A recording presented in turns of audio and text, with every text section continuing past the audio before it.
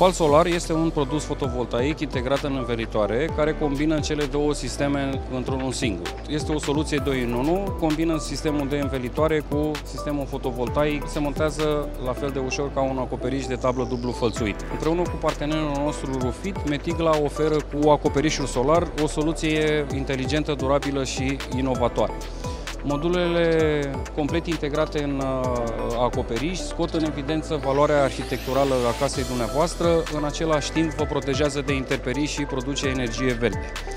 Fiecare modul utilizează un sistem de conectare plug and play și împreună cu software-ul nostru de calcul, noi vă putem pune la dispoziție un proiect clar de montaj, atât mecanic cât și electric. Produsul este fabricat în Estonia de către partenerul nostru Rufit. El face parte din categoria BIPV, adică sisteme fotovoltaice integrate în învelitoare.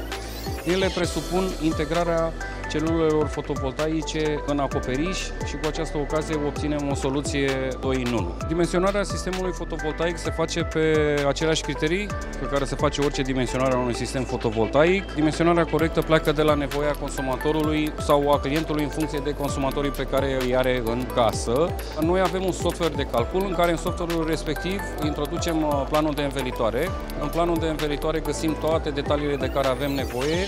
Aici mă refer la suprafețe, pante, dacă avem accesorii, ferestre de mansardă, etc. Produsul este disponibil în parte modulară, sunt 3 module disponibile cu puteri și lungimi diferite. Cele 3 tipodimensiuni permit să putem să le optimizăm și să le montăm pe fiecare casă în funcție de forma ei geometrică. Avantajele cele mai mari ale acelui sistem sunt următoarele.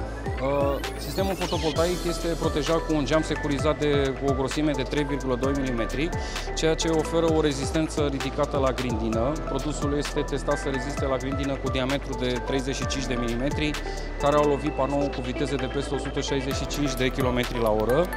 Are o rezistență mecanică ridicată, este testat să reziste la greutăți de peste 600 de kg pe metru pătrat. Tehnologia fotovoltaică folosită este o tehnologie de ultimă generație, monocristalină PERC. PERC-ul este tehnologia care îi permite sistemului să aibă un randament mai ridicat de productivitate în condiții de luminozitate scăzută. Are o greutate de numai 15,5 kg pe metru pătrat. Este un produs care se pretează acoperișurilor noi, renovărilor complete.